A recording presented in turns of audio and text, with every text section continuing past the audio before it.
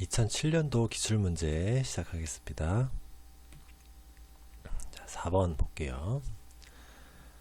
자, 알파 테스트와 베타 테스트의 의미를 설명하라고 했는데, 자, 우리가 프로그램을 개발해서 사용자에게 배포하기 전에 테스트를 거쳐야죠. 테스트할 때 최종적으로 하게 되는 테스트 중에 하나가 알파 테스트와 베타 테스트가 있는데요. 자, 의미를 보겠습니다.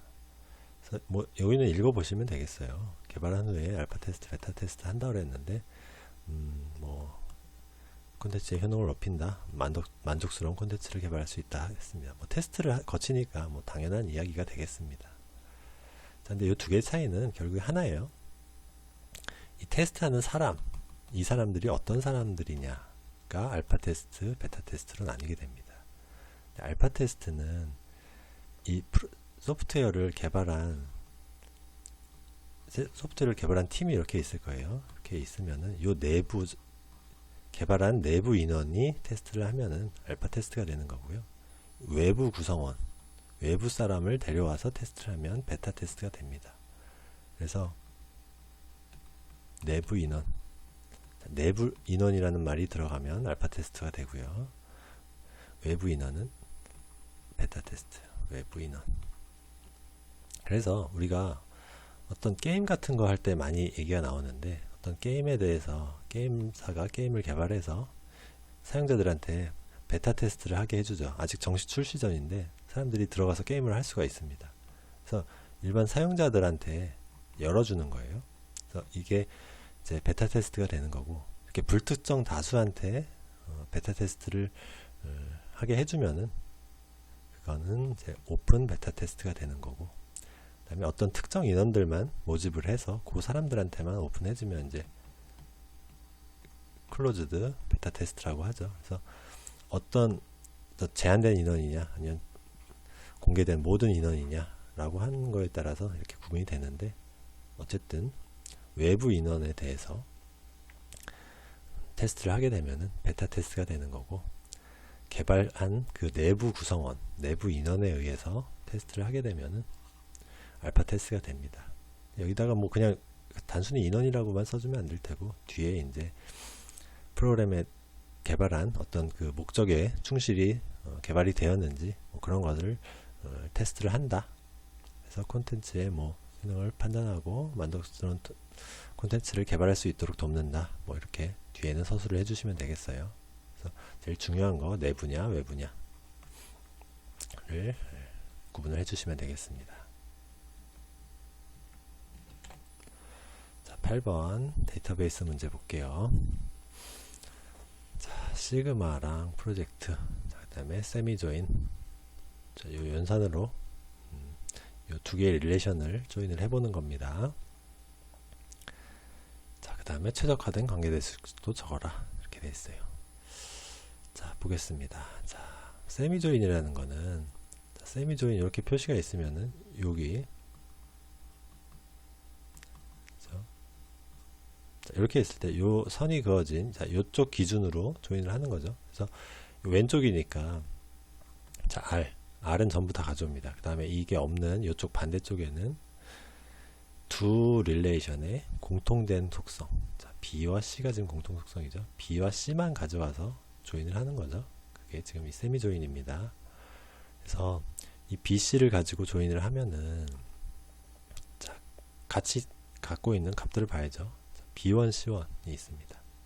자, B1, C1이 여기서도 있죠. 그래서 A, B, C, 자, 이렇게 해보면은 B1, C1은 값을 갖고 있으니까 A1, A2는 조회가 돼요. A1, A2 이렇게 조회가 됩니다. B1, C1이겠죠. B1, C1, 자, 이렇게 조회가 되죠. 그 다음에 B2, C2, 자, 밑에는 값이 다르고, B2, C2를 찾아보면 B2, C2가 여기 있죠. 이것도 조회가 됩니다. A4, B2, C2. 저는 B2, C3. B2, C3는 여기 있네요. A5에 B2. 자, 여기가 B네요. 잘못 썼습니다. B. B2, C3가 되겠죠. 자, 이렇게 4개가 조회가, 4건이 조회가 됩니다. 근데 요 가운데 있는 A3 같은 경우에는 B1, C2라는 값이 여기 없어요. S에 없습니다. B1, C2라는 건 없죠. 그래서 조회가 안 됩니다. 그래서 이렇게 4건 조회가 된다는 거 이렇게 적어주시면 되고요. 자, 그 다음에 관계대수식을 보겠습니다. 자, 세미 조인한 거. 자, 우리가 세미 조인한 요겁니다. 요거에서 자, 시그마 B가 B1이다. 자, 여기 B가 B1이라고 했습니다. B1이라고 하면 자, 요렇게 두 건이죠. 얘네 둘은 아니고요. 자, 이거를 가져오는데 프로젝트 파이 A를 합니다. 자, A만 가져와요. 자, A만 프로젝트 하면 됩니다. 그러면은 이것과 이것이죠. 그래서 A에는 A1, A2. 자, 이렇게 두 개만 가져오면 되겠습니다. 이렇게 하는 거고요. 자, 우리가 지금 계산한 요 관계대수식을 최적화라고 그랬어요. 최적화한다는 거는 자, 여기 프로젝트 시그마 앞에 프로젝트하고 시그마한 요 값을 요 안으로 넣을 수 있는 데까지 다 넣는 거죠. 그래서 먼저 가져올 수 있는 속성이나 튜플의 개수를 다 줄인 다음에 그 다음 조인을 하는 게 최적화죠. 그러면은 자, B라는 조건. 자, B가 B1이다. 자, 요 조건을 요 안으로 다 넣어주면 됩니다. 자, 써보면은 먼저 R에 대해서 조건을 넣어볼게요. 시그마를 써줍니다. 그래서 B1 이렇게 조건을 써주죠. 자, 아래서 요렇게 두 건만 가져오겠다. 두 건만 가져온 거죠. 자, 그 다음에 자, 요게 하나의 릴레이션이 됐고요. 그 다음 S. 자, S에서도 똑같습니다. 시그마 B는 B1 이렇게 조건을 줍니다. 그러면은 요 또 S에서 B1인 거, B가 B1인 거 이렇게 두 건만 가져오죠. 요 두 건과 요 두 건을 세미 조인하면 되는 거예요. 이렇게 해서 이렇게 세미 조인을 하면은 끝난 겁니다. 그래서 요 시그마 조건이 여기로도 들어가고 여기로도 들어가고 이렇게 하면 되겠어요. 네, 이렇게 8번 풀어봤고요. 자, 9번 보겠습니다. 자, 라운드 로빈 방식에서 타임 슬라이스 시간 동안 자, 라운드 로빈에서는 타임 슬라이스 시간이 주어져서 시간을 할당 받게 되죠. 자, 이렇게 하는데 문맥 교환 시간이 있어요. 그게 T 수압이라는 시간입니다. 자, 오버헤드가 발생하고 엔게이 프로세스가 적어도 T초마다 CPU를 할당 받는다고 할 때 자, 우리가 지금 받은 T 슬라이스 T 슬라이스라는 요거죠. 타임 슬라이스 그다음 T 수압 요거 그 다음에 엔게이 프로세스를 이용하여 T를 정의해라. 자, 이건 한번 그림을 그려볼게요. 자, T 슬라이스. 자, 요 시간만큼 할당을 받았습니다. 자, 그 다음에 T 수압만큼 오버헤드가 발생을 해요. 자, 그럼 어떤 프로세스가 요만큼 할당 받고 그 다음 오버헤드 하는데 요만큼 쓰게 됩니다. 그럼 뒤에 자, 요게 T 슬라이스와 T 수압 이게 계속 반복이 되는 거죠. 계속 반복되는 겁니다. 이렇게 했더니 적어도 T초마다 할당 받는다. 그러면은 이게 프로세스가 이게 지금 여기가 n번이 반복이 되는 거잖아요.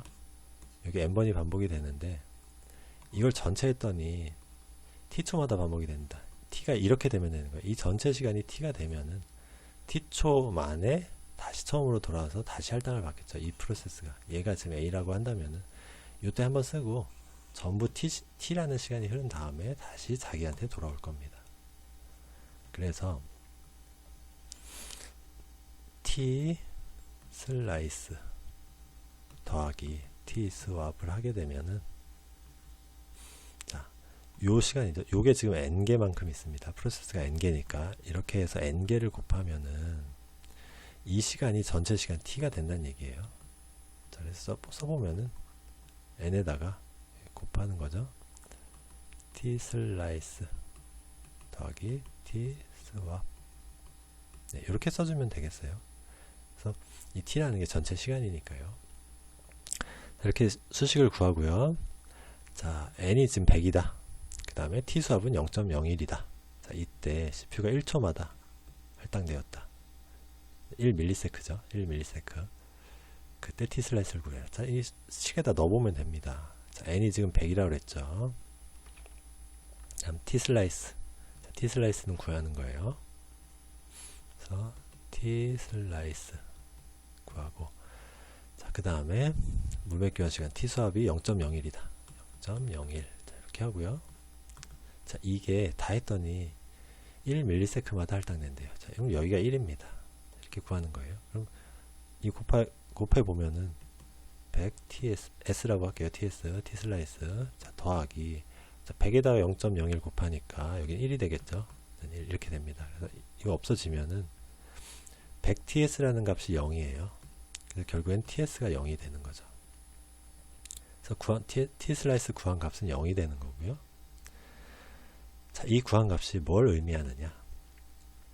t 슬라이스라는 거는 이 프로세스가 할당받은 시간이잖아요. 실제로 시행될 시간입니다. 이거는 문맥 교환에 사용되는 오버헤드죠. 근데 할당된 시간이 0이라는 거는 이 프로세스가 실제로 실행되지를 못하는 거죠.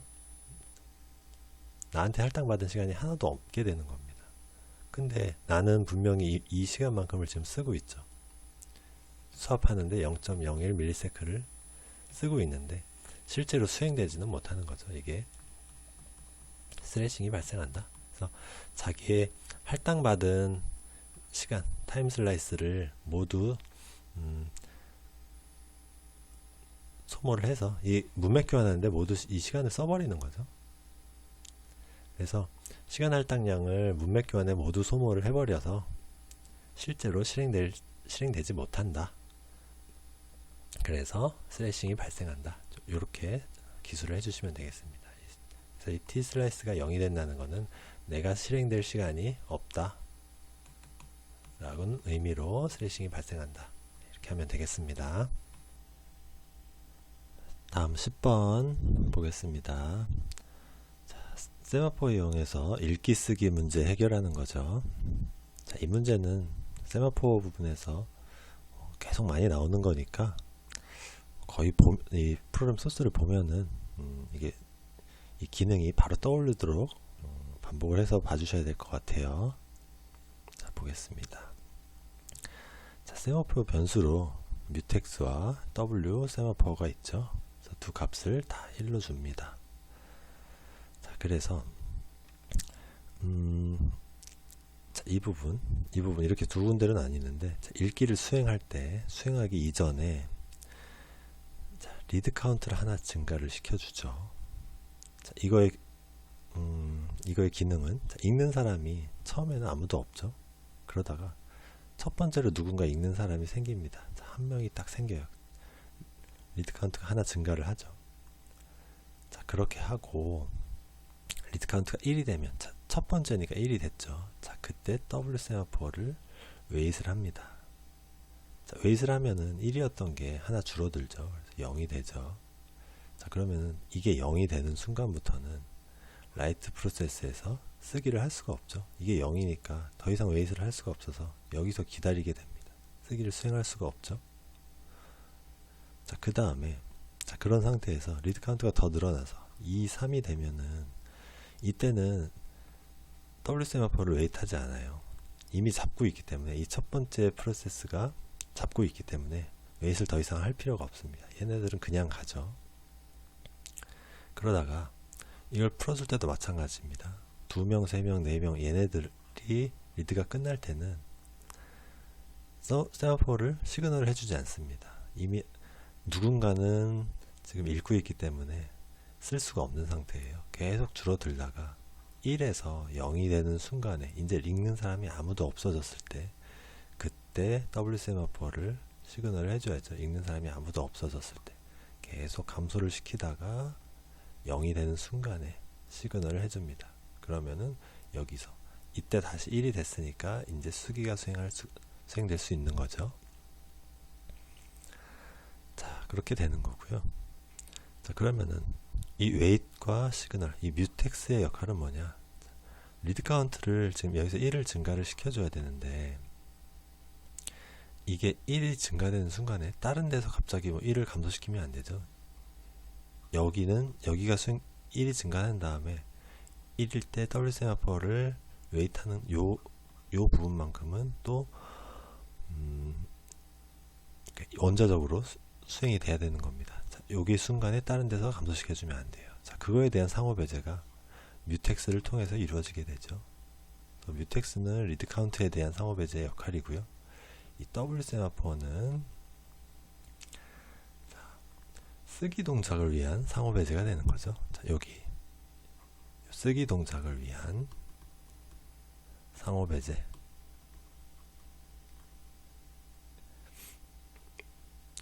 여기 역할이 되는 거고요. 자, W 세마포의 값이라고 했네요. 값.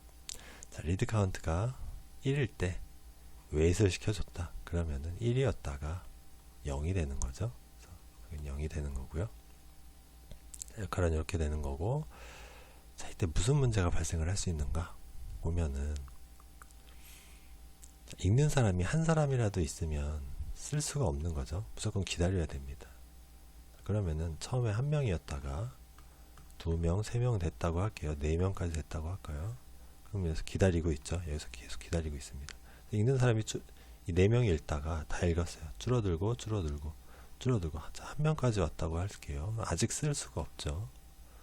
자, 근데 이 상태에서 읽는 사람이 또 다른 애가 또 왔다고 할게요. 또 왔어요.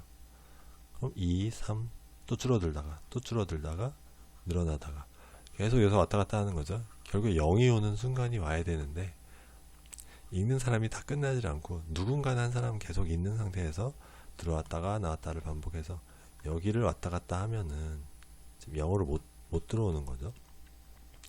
이 쓰려고 하는 이 프로세스는 계속 기다리게 됩니다. 그냥 무한정 기다려야죠. 읽는 사람이 완전히 다 한 명도 없어질 때까지 기다려야 됩니다. 그래서 쓰기 프로세스가 읽기 프로세스가 계속 큐에 오게 되면은 무한정 기다리는 기아 상태가 발생하는 거죠. 그래서 읽기 프로세스가 완전히 다 끝날 때까지 실행될 수 없는 그 기아 상태가 발생을 한다. 이게 발생할 수 있는 문제점이 되겠습니다. 넘어갈게요. 11번.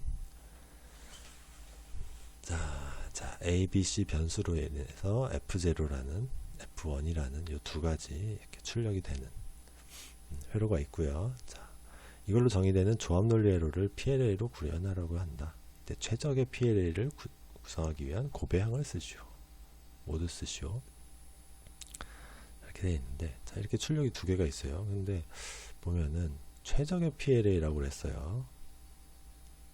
최적의 PLA를 구성하기 위한 고배항을 쓰는데, 이거는 최소의 고배항을 갖는다는 걸 의미한다 라고 그랬습니다. 자, 이게 무슨 말인가 보면요, 요 F0, F1을 일단 카르노 맵을 통해서 한번 그려볼 수가 있습니다. 자, 일단 한번 그려볼게요. 이거를 그린 다음에 이 부분을 한번 봐야 될 것 같아요. 일단 한번 그려보겠습니다. 이렇게 하고 이렇게 그려야죠. 그래서 여기 A, B, C 이렇게 그릴게요. 0001, 11, 10, 01 이렇게 그려지게 되고요. 012니까 012, 그 다음에 56, 3, 4, 5, 6 이렇게 그려지겠죠. 자, 이렇게 하고 묶어봐야죠. 자, 이렇게 두 개 묶으면은 F0입니다. A 프라임에 이렇게 하니까 B 프라임이 되겠네요. 자, 이렇게 하고요. 이렇게 또 두 개 묶으면 플러스 B 프라임 C 플러스, 자, 이렇게 묶어야죠. 또 B C 프라임, 이렇게 해서 F0가 됩니다. 자, 그러면은 또 다음에 또 그려볼게요. 이렇게 그리면은, 자, F1입니다. 이번에는 0, 1, 2, 3, 그 다음에 4, 5, 6, 7 이렇게 그려지겠죠. 자, 이걸 또 묶으면은, 자, 요거 두 개부터 묶어볼게요. F1은 A 프라임에, 그 다음에 여기는 B가 되겠네요. 플러스 자, 요렇게 두 개 묶으면 자, BC가 되겠고요. 플러스 자, 요거 하나입니다. 이제 묶을 게 없죠. A에 B 프라임, C 프라임 이렇게 묶이겠습니다. 자, 이렇게 했을 때 어떻게 되느냐면은 최적의 PLA라고 그랬어요. 이게 최소의 고배항이라고 의미한다. 이렇게 했는데 이 고배항을 최소로 하기 위해서 자, 요게 지금 중요한 부분이죠. 고배항을 최소로 하기 위한 게 이 최소의 고배항, 최적의 PLA라는 거예요. 그럼 뭐냐면은 이 고배항은 이게 하나가 이 곱이죠. 이렇게 두 개, 세 개가 됩니다. F0에는 곱이 3개가 있는 거예요. 그럼 F1에도 또 3개 있으니까 이 F0와 F1으로 PLA를 구성하면은 이 고배항이 6개가 되는 겁니다. 자, 근데 이게 그냥 단순히 6개가 아니라 이 두 출력을 이용해서 PLA를 구성을 하니까 자, 여기 만약에 B'C가 이 F1에 또 B'C가 있다고 해볼게요. 그렇게 가정을 해보면은 이 두 개는 여기서 B'C가 이렇게 왔겠죠. 해가지고 이렇게 두 개가 곱으로 그림이 다시 그려보겠습니다. 자, 이렇게 엔드 기호가 있고 이게 두 개가 들어오는 거죠. 이렇게 해서 B'C가 하나의 게이트로 구성이 되면은 자, 이거를 이렇게 두 개로 나눠서 여기도 쓰고 F0에도 쓰고 F1에도 쓸 수 있는 거잖아요. 그래서 요거를 하나로 줄일 수 있는 거예요. 그래서 만약에 공통인 게 있다고 하면은 이 6개가 아니라 지금 5개라는 거죠. 그렇게 구성을 할 수 있습니다. 자, 그 얘기고요. 그렇게 해서 최소의 개수를 찾아야 되는 거고 자, 다음에 요 문장이 또 있어요. 최소로 하기 위해서 그러니까 결국에 최적의 PLA를 구성하기 위해서 출력에 인버터를 붙일 수 있다. 이게 뭐냐면은 F0만 쓰이는 게 아니라 F0가 이렇게 있으면은 여기에 인버터를 붙여서 F0의 프라임을 한번 구성을 해볼 수 있다는 얘기입니다. 해볼까요? F0 프라임을 또 구해서 해볼 수 있다는 거예요. F0 프라임은 어떻게 구하냐면은 여기가 0, 0, 0이잖아요. 0을 이용해서 구할 수가 있죠. 이 프라임은. 그러면은 이렇게 두 개 묶어보면은 BC가 되고요. 자, 요거는 A, B 프라임, C 프라임 이렇게 구해지는 거죠. 자, 그 다음에 그럼 F1의 프라임은 어떻게 되느냐? 이것도 구할 수가 있죠. 여기 0, 0, 0, 0 이렇게 되니까 이렇게 두 개 묶으면은 자, A 프라임에 B 프라임 되는 거고. 자, 이렇게 두 개 묶을게요. 그러면은 B 프라임에 C 이렇게 되고요. 자, 요 끝에 거 A에 B, C 프라임 이렇게 되죠. 이렇게 해서 또 구성이 될 수 있습니다. 자, 이렇게 해서 근데 인버터를 붙일 수 있다 그랬어요. 붙일 수 있다는 거는 붙이지 않아도 된다는 거죠. 그래서 이 두 개를 조합을 할 수가 있습니다. 자, F0와 F1 프라임 이렇게 구성을 할 수도 있는 거고 F0의 프라임과 F1 이렇게 구성을 할 수도 있고 또 밑에 거끼리 구성을 할 수도 있고 자, 이렇게 다 조합을 할 수가 있는 거예요. 자, 그럼 그렇게 한번 구해보죠. F0랑 F1 자, 이렇게 구성을 했을 때는 자, 공통된 지금 항이 지금 하나도 없어요. 아까 봤지만 그러면은 6개가 되는 겁니다. 이 곱이 6개가 되는 거죠. 곱배항이 6개. 그럼 F0와 F1 프라임을 해볼게요. 자, A 프라임, B 프라임이 지금 공통이죠. 그 다음에 보면은 B 프라임, C 얘랑 얘가 또 공통입니다. 자, 그 다음 뒤에 거는 뭐 또 다르지 않고요. 두 개가 공통이니까 6개에서 2개 공통 빼면은 4개가 나오겠죠. 자, 이렇게 해서 4개가 이 6개보다 4개가 좀 더 최적화됐다는 걸 의미하겠죠. 자, 그 다음에 F0 프라임과 F1 이렇게 짝을 지어볼게요. 그럼 여기랑 여기죠. 자, BC는 여기 있습니다. A, B 프라임 C는 C 프라임은 여기에 또 있네요. 그럼 이 두 개는 이 안에 다 있으니까 지금 결국에 공통인 거 빼고 나면 3개 남죠. 여긴 3개예요. 그 다음 F0 프라임과 F1의 프라임. 그에 보면은 자 이렇게 보면은 밑에 것끼리죠. 지금 공통인 게 지금 하나도 없습니다. 다 다르죠. 그래서 얘는 6개가 되는 겁니다. 그러면은 6개, 4개, 3개, 6개니까 최적은 지금 이 3개인 경우죠. 그래서 최적의 PLA를 구성한다는 거는 자, F0 프라임과 F1 자, 요 두 경우를 조합을 하면은 최적의 경우가 되는 겁니다. 근데 이때 쓰라고 한 거는 고배양을 모두 쓰시오 이렇게 됐으니까요. 공통인 거 빼고 이렇게 자, A 프라임 B 자, 이렇게 쓰고요. BC 그 다음에 A B 프라임 C 프라임 자, 이렇게 3개 써주면은 되겠습니다. 고배양을 모두 쓴 거죠. 자, 이렇게 최적의 PLA를 구성할 수 있겠습니다. 자, 13번 자, 퀵소트 문제입니다. 볼게요. 자, 퀵소트 소스가 이렇게 주어져 있고요. 다음에 13번 문제부터 한번 보겠습니다. 자, 위 알고리즘은 리스트의 레프트 자, 레프트는 퀵소트 하려고 하는 배열의 제일 왼쪽 부분이죠. 그 다음에 자, 라이트는 제일 오른쪽 부분인데 그거에 플러스 1 오른쪽 한 칸 옆에 무한대라는 숫자가 있다고 가정을 하는 거예요. 만약 가정하지 않는다고 할 때 이 배열이 있으면은 이 배열 값을 퀵소트에 적용을 했을 때 어떻게 되는가 분석을 하라고 했습니다. 자, 다음에 가에서 발생할 수 있는 문제. 자, 여기서 무슨 문제가 발생을 하냐? 기술을 해봐라 라는 거예요. 자, 그러면은 한번 따라가 보겠습니다. 이렇게 배열이 있어요.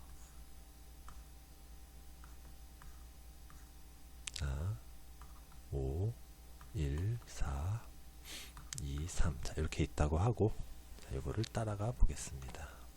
자, 레프트, 라이트가 있으니까, 이게 지금 뭐 0, 1, 2, 3, 4라고 하면은, 뭐 여기가 레프트죠. 그럼 여기가 라이트입니다. 이렇게 되는 거고, 자, 레프트가 작은 경우에 수행이 되죠. 이게 바뀌면은 이제 끝나는 겁니다. 자, I 값은 레프트 플러스 1이다. I는 여기서 시작을 하죠. 자, 그 다음에 J는 라이트, J는 여기입니다. 자, 그 다음에 피벗은 리스트의 레프트. 자, 그럼 요 값, 요게 피벗 값이 되는 거죠. 자, 다음에 I가 J보다 작거나 같은 경우에 지금 I가 더 작죠. 그러니까 일단 들어와서 리스트 I가 피벗보다 작거나 같으냐. 자, 지금 1이니까 요 값은 1이죠. 피벗 값 5보다 작죠. 그러니까 플러스 플러스를 해줍니다. 결국에는 이 피벗보다 이 I 값에 있는 위치는 더 작은 값이 와야 되고 J 값에는 큰 값이 와야 되니까 그 조건에 안 맞으면은 바꿔주려고 하는 거잖아요. 그래서 더 작으면은 일단 문제가 없으니까 가는 겁니다. 가고 또 가고 계속 가죠. 또 가고 여기까지 왔다가 이 3도 역시 더 작으니까 또 갑니다. 여기까지 가는 거죠. I가 여기까지 왔어요. 자, 이렇게 되면은 여기서 무한대를 여기다가 이렇게 추가를 한 거로 가정을 한다 그랬어요. 자, 이때 이렇게 되면은 이 I는 더 크니까 여기서 더 이상 진행을 하지 않고 나가겠죠. 이렇게 되는데 이게 지금 없다고 가정을 해보면은 자, 요 I 값을 읽어야 돼요. 자, I 값이 지금 여기가 이제 5겠죠. 5로 해서 리스트 5가 피벗보다 작거나 같으냐. 자, 이걸 검사를 하게 되는데 이때 이제 문제가 발생한다는 거죠. 무슨 문제가 발생을 했냐면은 이 리스트는 지금 0에서 4까지만 있어요. 자, 리스트 5라는 거는 존재하지 않을 수도 있고요. 리스트가 5개 이렇게 선언이 되어 있으면은 리스트 4까지는 있지만 리스트 5는 없는 거죠. 그래서 메모리 참조 오류가 발생을 할 수도 있고, 설사 그게 아니라 어떤 값이 있다고 하더라도 이 값과 뭔가 비교를 하는 거는 지금 우리가 정렬을 하는 그 조건에 맞지 않는 거죠. 얘는 지금 비교 대상이 아니니까. 그래서 값이 있어도 문제고 없어도 문제고 안 되는 거죠. 자, 그래서 여기서 문제점이라고 하면은 이 라이트 이후에 배열 값을 계속 오류가 발생할 수 있다는 거예요.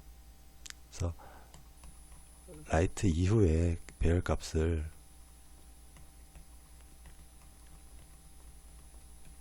이거 오류 발생 이런 식으로 이제 요 내용이 들어가게 기술을 해주시면 될 것 같고요. 자, 다음에 이거를 해결할 수 있는, 이 문제점을 해결할 수 있는 문장을 가를 통해 작성을 하라. 그러면은 i가 여기서 이렇게 넘어가면 여기서 더 이상 읽지 않게 만들면 되거든요. 그래서 그러면은 while에다가 여기다 바로 써볼까요? 조건을 주는데요. 자, i 값이 이 i 값이 피벗과 검사를 하기 전에, 자, 여기까지 넘어가는 건 좋은데 넘어갔나 하면은 이 i 값으로 얘는 이 리스트의 i를 읽지 않아야 되거든요. 이 비교를 하지 않아야 됩니다. 그러니까 먼저 비교를 해볼게요. 여기서 그래서 i는 right보다 작거나 같다. 자, 이 조건을 넣게 되면요. 자, i가 마지막 요 3 요거를 가리킬 때는 리스트에 4 해서 요 값을 가리킬 때는 이 while문을 검사를 할 수 있겠죠. 이렇게 해서 검사를 하는 겁니다. 이렇게 하고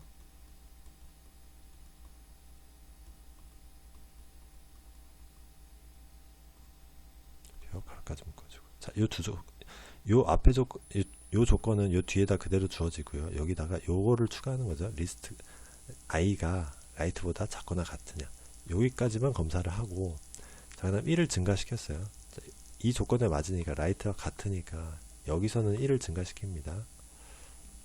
증가를 시켜서 여기까지 오면은, 자, 여기서는 더 이상 이 리스트의 오류를 검사를 하지 않겠다는 거죠. 5까지는 만들었지만 다시 넘어와서 이 조건을 검사할 때, 아, 이거는 right를 이미 넘어갔네. 그러면은 여기서 빠져나가는 거죠. 이 엔드 연산자를 할 때는 앞에 거 먼저 검사하고 틀리면 그냥 나가버리니까 여기가 수행이 안 되겠죠. 그래서 여기까지는 수행을 하고 넘어간 다음에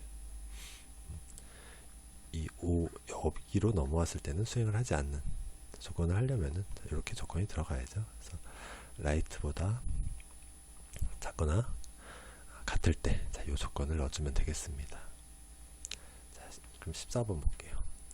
자, n개의 레코드를 가진 퀵정렬을 시간을 tn이라고 해서 tn만큼 걸린다. 자, n개가 이렇게 있을 때 이 시간이 tn이다. 자, 그때 평균 복잡도가 5의 n 로그 n인데, 자, 이거를 증명하는 과정입니다.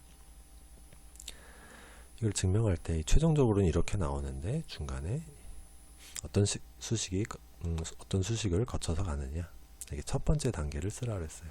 첫 번째 단계를 또 수행했을 때 이 데이터가 어떻게 변할 것인가, 그걸 또 적으라고 그랬습니다. 자, 보면요, tn이라고 그랬습니다. 먼저 tn, 이 전체 n개를 수행할 때 걸리는 시간이죠. 자, 이 퀵소트에서는 이렇게 피벗 값을 이용해서 i와 j를 이용해서 이렇게 자른 다음에 이 자른 거를 다시 분할 정복하게 되죠. 그래서 이게 전체면은 이만큼과 이만큼 반으로 나눠서 수행을 하게 됩니다. 그래서 이게 항상 그런 건 아니지만 n이 2분의 n만큼 나눠지게 되면은 이렇게 정확히 반이 잘라지면 가장 효율적인 퀵정렬이 되죠. 그래서 평균적으로 이거는 t의 2분의 n, 이렇게 절반으로 줄어든 시간의 검색이 2개 있게 되죠. 이렇게 잘라지게 됩니다. 2개로. 근데 정확히 잘라진 다음에 이게 끝나는 건 아니고요. 자, 요 앞에 보시면은 요 cn이라는 게 있어요. 이게 뭐냐면은 이렇게 2개 반 자르는 과정이 필요하죠. 피벗을 이용해서 요 while문 돌면서, 이제 우리가 배웠지만 파티션이라는 함수인데 while문을 돌면서 i가 계속 앞으로 갑니다. j는 뒤로 돌아오죠. 그래서 이 배열의 개수만큼 while문이 이렇게 돌아야 돼요. 자, 그 얘기를 하는 게 요 cn입니다. 그래서 n에 비례하는 어떤 값이죠. c는 상수가 되겠고요. cn만큼 더 필요합니다. 근데 요거는 n의 제곱만큼 뭐 도는 게 아니라 그냥 단순히 n만큼 반복하니까 이 앞에 있는 숫자보다 작죠. 자, 그렇긴 하지만 일단 우린 계산을 해야 되니까 요것도 추가를 해 놓습니다. 이렇게 되는 거예요. cn 플러스 2에 곱하기 d의 2분의 n. 자, 이렇게 됩니다.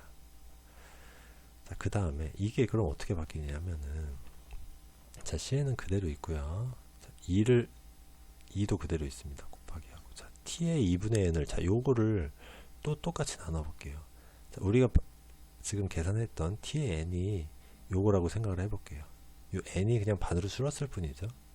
그럼 똑같이 써줍니다. cn 더하고 2 곱하고, 그 다음에 이 안에 t가 들어가는데 요 값은 처음에 계산했던 값의 절반이죠. n의 절반이 들어가니까, 자, 2분의 n의 절반이죠. 4분의 n이 들어갑니다. 그래서 요걸 계산해 보면 cn 더하기 여기 지금 n이 여기 잘못됐네요. 자, c의 n이 아니라 요 n이 반만큼 줄었으니까 요 n도 2분의 n이 들어가야죠. c의 2분의 n. 그래서 이 2와 이 2가 서로 없어져서 또 cn이 나오게 됩니다. 2가 또 요 안으로 들어가서 곱해지니까 얘는 4가 되고 곱하기 t의 4분의 n. 자, 이렇게 되는 거죠. 자, 이거를 또 한 번 해보면은 또 똑같습니다. cn 더하기 cn 더하기 4. 자, 이 안으로 또 들어갑니다. 자, 이 안에 c에 4분의 n이 들어가는 거죠. 그다음 더하기, 자, 그 다음에 2 곱하기, 자, 여기에는 또 t의 4분의 n의 절반이죠. 8분의 n. 자, 이렇게 들어가겠죠. 요거를 또 계산해 보면 cn 더하기 cn 더하기 4랑 4 없어지니까 또 cn이고요. 더하기 8. 그 다음에 t의 8분의 n. 자, 이렇게 계산이 되는 거죠. 이렇게 계산을 한 걸 보면은요. 자, 처음에 n이었던 게 이렇게 가면서 2분의 n이 됐죠. 그 다음에 2분의 n이 이렇게 오면서 4분의 n이 됐습니다. 그 다음에 이렇게 오면서 8분의 n이 됐죠. 이렇게 과정을 거치는 걸 보면은 n이 계속 줄어드는 거죠. 그래서 예를 들어 1024라고 하면은 여기에 로그를 한 10번만큼 거치면은 1까지 갈 거예요. 그렇기 때문에 로그 n번을 반복해서 여기 제일 마지막에 t1이 나오게 되겠죠. n이 1이 될 때까지 지수 형태로 감소를 하게 됩니다. 자, 그 다음에 반대로 여기 있는 이 8은 처음에는 1이 곱해져 있다가 그 다음 2가 곱해지죠. 그 다음 4가 곱해지고 8이 곱해집니다. 계속 지수 형태로 늘어나죠. 그래서 n이 1로 바뀔 동안 요 n이 요 1로 바뀔 동안 반대로 1은 n이 되는 거죠. 자, 이렇게 바뀔 겁니다. 자, 그 다음에 우리가 지금 예를 들어서 n이 1024였다고 하면 1024가 1이 된 거잖아요. 자, 그 동안에 이 앞에 있는 요 cn은 어떻게 되나 볼게요. 지금 하나도 안 더해져 있다가 처음에 이제 하나가 더해졌죠. 그다음 한 번 내려올 때 2개가 됐습니다. 또 한 번 내려오면 3개가 됐어요. 그래서 1024가 만약에 1이 됐다고 하면 그 사이에 이게 지금 10번 갔다는 얘기니까 cn이 10번만큼 더 갔겠죠. 그래서 이거는 이 로그 취한값이잖아요. 이거의 n에서 로그 취한값. 그러니까 c의 n이 몇 번 나왔느냐? 로그 n만큼 나왔겠죠. 2가 아니라 2죠. 로그 n만큼 cn이 반복됐을 겁니다. 자, 그래서 요 마지막의 식이 이렇게 나오는 거죠. 자, n의 t1 이렇게 나왔고요. 그 다음에 앞에 cn이 로그 n만큼 반복이 됐다. 이렇게 완성이 되는 겁니다. 자, 그럼 전체식을 지금 우리는 다 구해봤지만 사실 답을 구할 때는 이게 다 필요한 건 아니에요. 답을 구할 때는 첫 번째 과정만 필요하니까, 자, 첫 번째 과정은 자, 여기입니다. c의 n 더하고 c의 n이 한번 나오죠. 그 다음에 2개. 자, 이 전체 배열이 2개로 쪼개졌으니까 2개. 근데 그 2개는 절반만큼 줄어들었죠. 2의 n. 자, 이렇게 해서 첫 번째 식이 나오게 되겠습니다. 이렇게 구해주면 되고요. 자, 다음에 이 데이터가 어떻게 바뀌는지를 보면은, 자, 이거는 한번 지우고 한번 다시 볼까요?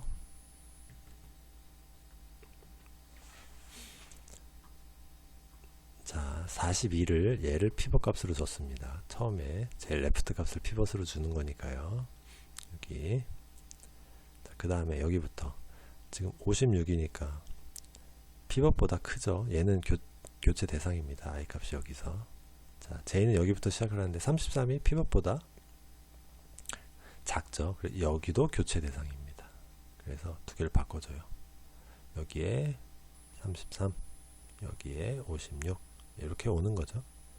그 다음에 i가 늘어나서 얘는 피벗보다 작으니까 상관없고, 자, 여기서 멈추죠. 68. 그 다음에 j는 이건 크니까 상관없고, 자, 여기서 또 멈춥니다. 그래서 이걸 또 바꿔주죠. 37. 그 다음에 여기는 68 이렇게 바뀝니다. 그 다음에 i가 여기 오고, 여기선 다 작으니까 상관없고 큰 값, 자, 여기서 멈추죠. 그 다음 j는 여기서 멈출 겁니다.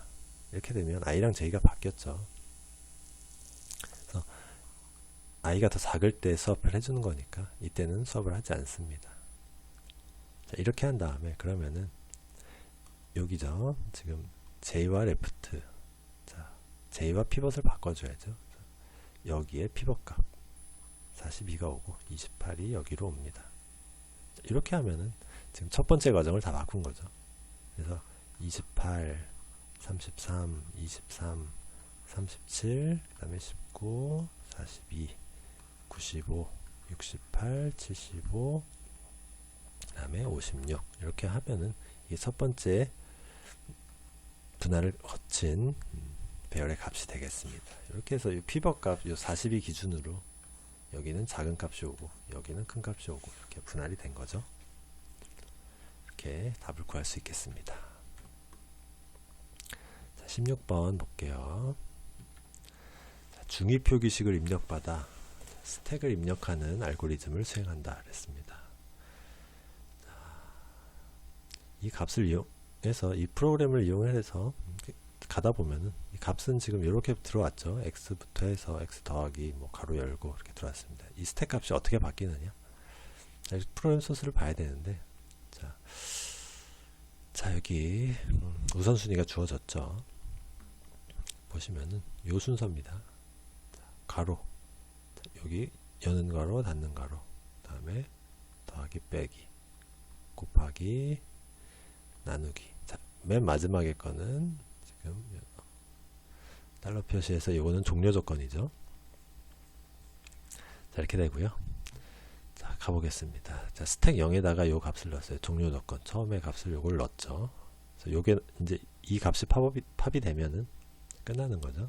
그래서 while문이 도는데 get 심볼 exp. 자, exp라는 요 값이죠. 입력값. 여기서 하나를 읽어 드려 가지고 요 값이 달러면은 이 while문을 빠져나가는 거죠. 달러가 아닌 동안 돌다가 달러가 나오면 이제 끝나는 겁니다. 자, 그러고 자, 심볼 오퍼랜드. 자, 여기서 읽어온 값이 오퍼랜드냐? 오퍼랜드면은 숫자란 얘기죠. 숫자라고 하면은 자, 여기 보시면은 x, y, z. 자, 요런 게 지금 숫자입니다. 숫자로 쓰인 거죠. 자, 요 값 심볼이 오퍼랜드가 나오면은 그냥 여기다 출력을 해줍니다. 출력에다가 그냥 해주는 거예요. 프린트F를 한다는 얘기죠. 자, 그렇게 하고, 자, 닫는 가로가 나오면은, 닫는 가로가 나왔다. 자, 여기서 딱 뭔가 불러드렸는데, 닫는 가로가 나오면은, 자, 자, 닫는 가로의 반대, 여는 가로. 여는 가로가 나올 때까지, 여는 가로가 아닐 때까지 계속 팝을 해서 출력을 해줘요. 자, 그러다가 마지막에 이 닫는 가로가 나오면, 여는 가로가 나오면은 팝해서 버리면 되죠. 가로는 뭔가 출력을 하는 게 아니고 그냥 버리는 겁니다. 팝해서 아무것도 안 하죠. 그 안에, 그 앞에서는 팝을 해서 다 출력을 해주는 거고요. 자, 그 다음에 여는 가로가 아니고, 그 다음 오퍼랜드가 아니고, 그 다음에 닫는 가로도 아니다. 그러면 나머지 여는 가로하고 나머지 오퍼레이터 더하기, 뭐 빼기 이런 것들, 연산자들 일 경우에는 자, 이렇게 합니다. 자, 그래서 자, 인풋에 있는 자, 우선순위, 먼저 들어가 있는 연산자의 우선순위보다 더 높으면은, 자, 더 높으면은 프린트를 해주고요. 그 얘기는 무슨 얘기냐? 자, 인풋이라는 게 지금 인풋과 인스택을 우리가 구분을 해야겠네요. 자, 인스택이라는 건 이미 들어가 있는 겁니다. 스택이 이렇게 들어가 있는데, 자, 여기에 만약에 더하기가 들어가 있다. 근데 들어올 때 곱해요. 자, 그러면은 여 들어가 있는 게 지금 인스택이죠. 스택 안에 들어가 있는 거. 인스택. 이거의 우선순위를 보면 되는 거고, 그 다음에 이거는 들어오는 거죠. 인풋으로 봅니다. 그래서 이 연산자들은 똑같아요. 일단 해서 연산자가 높으면은, 자, 인풋이 높으면, 자, while 조건에 안 맞는 거죠. while문을 빠져나가서 그냥 푸시해버립니다. 그래서 높은 게 오면은 그냥 밀고 들어가서 푸시하는 거예요. 근데 반대의 경우라고 하면은 곱하기가 들어가 있고 더하기나 빼기가 이렇게 들어온다 했을 때는 이 while문 안으로 들어가는 거죠. 그래서 팝업을 합니다. 그래서 얘를 팝을 하는 거죠. 팝을 해서 출력을 해버려요. 프린트 심볼 여기다가 출력을 해버리고 얘는 없어졌죠. 그 다음에 다 끝나요. 더 이상 뺄 게 없으면 그때 이제 더하기가 들어가는 거죠. 자, 이 조건을 알고요. 그래서 높은 게 오면은 들어간다, 우선순위가. 근데 이 여기서 조심해야 될 게 가로죠. 가로. 자, 이 여는 가로는 인풋 들어갈 때는 가장 높아요. 그래서 6이죠. 얘가. 그래서 뭐 더하기든 곱하기든 어떤 값이 들어가 있든 간에 요 여는 가로가 들어오면 얘는 무조건 들어갑니다. 빼지 않고 그냥 무조건 스택에 푸시를 해주게 되는 거죠. 근데 반대로 이게 이미 들어가 있을 때 그때 다른 연산자가 오면은 이때는 1이죠. 가장 낮습니다. 다른 것보다 가장 낮으니까 이 연산자가 그대로 들어오게 되는 거죠. 얘는 빠지지 않고요. 그래서 이 여는 가로가 빠지는 경우는 닫는 가로를 만났을 때 그때만 빠지게 됩니다. 자, 요거는 우리가 중요표기식 위한 수식 공부할 때 스택을 이용해서 이런 시간에 많이 공부를 했죠. 자, 요거는 이해를 하고 문제를 풀어야겠어요. 자, 그렇게 하고 자, x부터 보겠습니다. 자, 요거는 미리 들어가 있는 거고, 자, x 값이 나오면 요거는 오퍼랜드니까 그대로 출력을 해주죠. 자, 그 다음에 더하기 나오면 푸시 해주고요. 자, 그 다음에 여는 가로가 나왔습니다. 여는 가로가 나왔으면 얘는 들어갈 때 가장 높죠. 6으로. 그래서 밀고 들어갑니다. 자, x는 좀 그대로 있고요. 자, y가 나오니까 y는 그냥 출력이죠. 그래서 y, x, y 이렇게 y 그냥 출력을 해주죠. 자, 다음 빼기를 만났어요. 자, 빼기가 들어오면은 이미 스택에 들어가 있는 여는 가로는 요 1번 가장 낮습니다. 그러니까 이렇게 그냥 들어가는 거죠. x, y 그대로 있고요. 자, 다음 z를 만났습니다. 자, 그 다음에 그냥 출력을 해주죠. z는. 자, 그 다음에 닫는 가로를 만났어요. 닫는 가로를 만나면 여는 가로 만날 때까지 계속 다 팝한다 그랬죠. 그래서 이렇게 하고 다 팝을 해버립니다. 그래서 x, y, z, 자, 빼기 팝하고 팝해서 출력하고 그 다음에 괄호는 팝해서 버리고 여기까지 끝난 거예요. 저는 곱하기 만나면은 이렇게 푸시해 주고요. 곱하기가 더하기보다 높으니까 그냥 푸시해 버리는 거죠. 그래서 x, y, z 빼기 자, 이렇게 됩니다.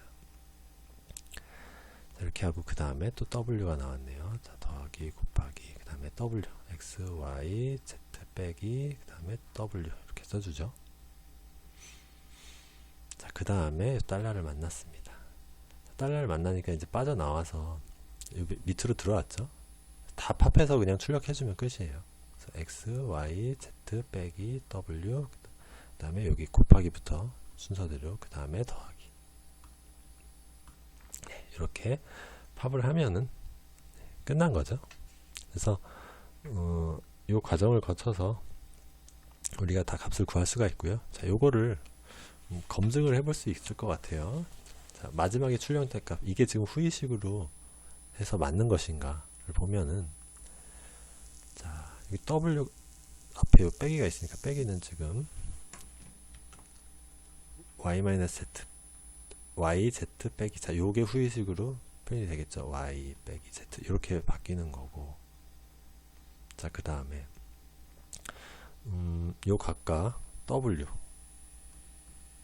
이 값과 w를 곱하는 거죠. 그래서 w 곱하기 자 이렇게 되는 거고요. 자 그럼 이 계산은 요 값과 x를 더한다 이렇게 되는 거죠. x와 요 값을 이렇게 더한다. 이렇게 보면은 x 더하기 자 여기 나왔죠. 그 다음 가로 열고 y-z 가로 닫고 그 다음 곱하기 w 곱하기 w까지. 그래서 이 후의식을 다시 중의식으로 바꿨을 때 우리가 입력한 요 값이 나오니까요. 우리가 계산한 요 과정이 문제가 없다 이렇게 또 검증이 되겠습니다.